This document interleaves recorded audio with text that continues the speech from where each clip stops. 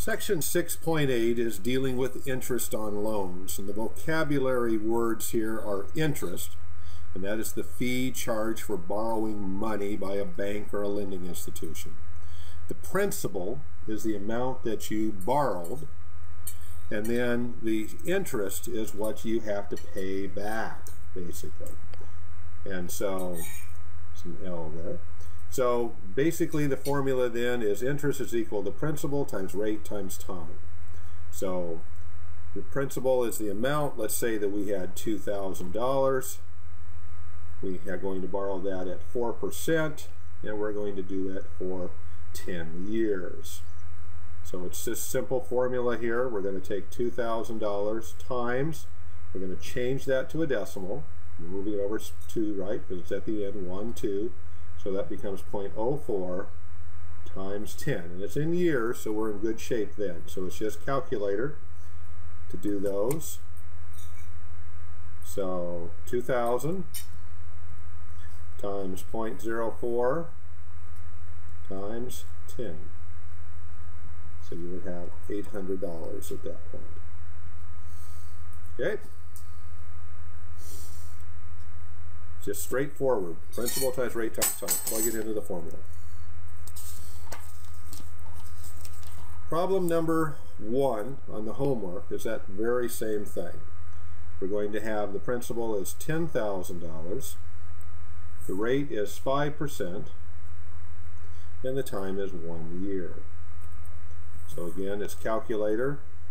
So 10,000 times 0.05 times 1 to equal 500. Okay, remember we're going to change this to a decimal by moving it over 2. That becomes 0.05 times 1.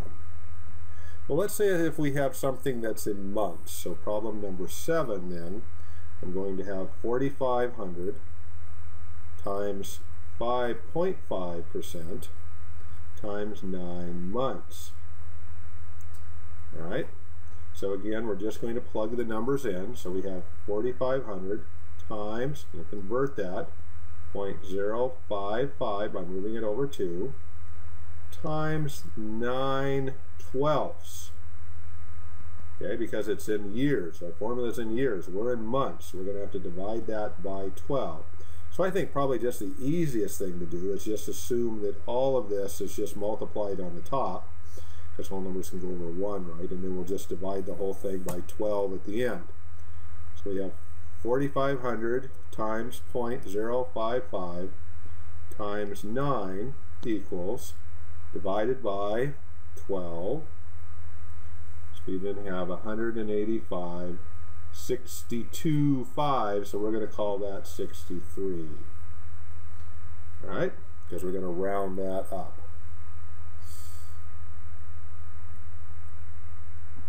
So remember when we have it in part of a year, like 4 months or 5 months, I just put it over 12 and then multiply straight across on the top and then divide by 12 at the bottom. You could make it this as a decimal if you want. Another way to do that is 9/12, which is 3/4, which is 0.75. And so you would have 4,500 times 0.055 times 0.75. That would work too. You'd still get the same answer. Not a problem. Whatever works best for you. A couple of different ways. Let's do a story problem. Let's do number 15. It says Jana borrows $2,300 at 6.5%, and this is simple interest, so we're just compounding here. We're not doing compound interest.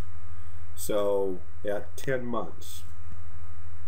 Okay, and so 10 months, I'm going to immediately put over 12 so I don't forget, because it's part of a year. So we have 2,300 times, moving it over to 0.065 times 10 divided by 12. So again, you just calculate it at this point.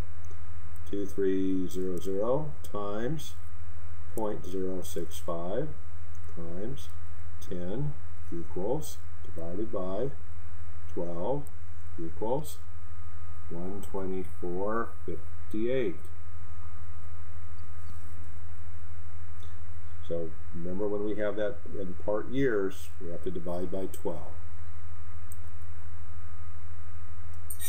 Let's talk for a second about compound interest. We were contemplating simple interest in the last little bit. Now, as we continue on with the book, they're talking about compound interest. And so how compound interest works, let's say that we had $100 in a savings account. We're going to get 5% interest yearly, all right? And we're going to leave it in there for 3, or let's say 2 years. So we're going to put it in there for 1 year at a time, though, because the interest is compounded each year. So as we change this here, we change this to a decimal. So it's 100 times 0.05 times 1 gives us $5 at the end of the first year. Well, we had $100 in at the beginning. We got $5 interest. So at the beginning of our first year, then we have $105. That's the beauty of compounding. So we leave it in there for our second year. And at this point then, we would have 105 times 0.05. And now we get $5.25 interest. So we add that in. So at the end of our 2 years, we would have $110.25. Hence compounding. It builds. Okay, each year or quarter or monthly. A lot of savings accounts will do monthly, sometimes quarterly on a CD or something like that. But that's compounding. Now the nice thing about this, you don't have to, let's say you're doing it for 10 years, this process would get kind of old because each year you do the same thing times 1, and let's say, I'm just making this number up, let's say it's 50 this time, and so then we add that up, and so we have 115.75 and so on. You get kind of tired of doing that for 10 years. So they did the math for you, which is really kind of cool. In Appendix D on page 637, they've done a lot of this work for you. So when you do problems like in number 18, it says the account opens with $6,000. He earns 5% interest, compounded quarterly, so that's 4 times a year, and it's held for 10 years. So you turn to that page 637, and you're doing 5% interest, compounded quarterly, for 10 years. There's a number in there. It's called the multiplying factor. It's going to be 16436. And that is all of this done, the percentage and the years, already figured out mathematically. All you have to do then is times it by the principal. So quarterly, 10 years, multiplying factor, times the principal. So we just put it into the calculator. So 6,000 times 1.6436 equals, so at the end of the time, you're going to have $9,861.60. Okay, so that's the ending balance at that point, because that's where the 1 comes in. That 1 point, this is all the interest in this part of the problem. This is the principal. 1 times gives you the principal back. This part of the problem is the interest, or part of the number is the interest. So at the end of that time, if you just put it in and left it alone for 10 years, you'd have that amount of money in. Let's do another one of those. Let's do 20 right below that. We have an account opens with $2,500. He earns 3% interest compounded monthly, and that's held for 10 years, and it's monthly. Okay, so we go back to our chart. We find 3% monthly, 10 years. We just cross-reference there, 3494.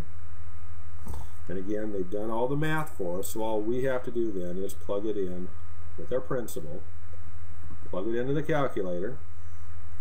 So 2500 times 1.3494 equals 3373.50. So our $2,500 turned into $3,373.50 at the end of that period. Okay, I'd like to talk about one of the credit card balance problems, such as problem number 30, which is on the next page. It says Felicia's credit card has a balance at the end of January of $1346.59. Credit card company charges a rate of 12.98%, which is really very low. Usually it's like 22. Okay, and she makes the minimum payment of $54. So let's find out how she's doing on this. So we plug in the principal, because remember it's going to be principal times rate times time. So principal times the rate, we're going to change that to a decimal. Okay, and this is for 1 month. Okay, because it's just a monthly balance, monthly carryover. So we have 1346.59 times 0.1298 divided by 12.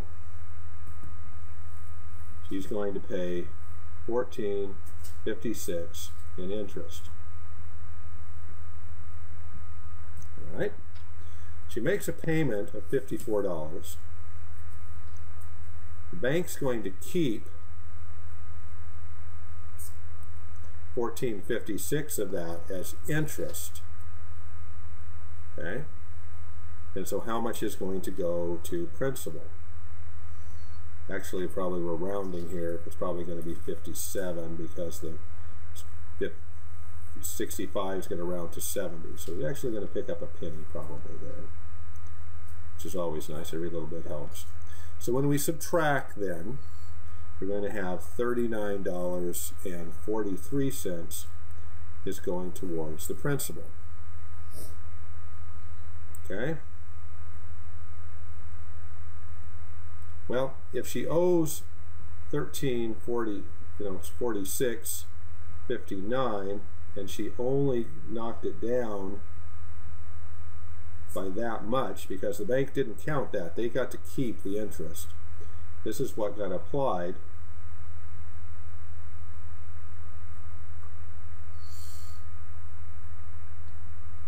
She still has a pretty good payment. That's how those minimum payments catch up with you if you don't get those balances paid off.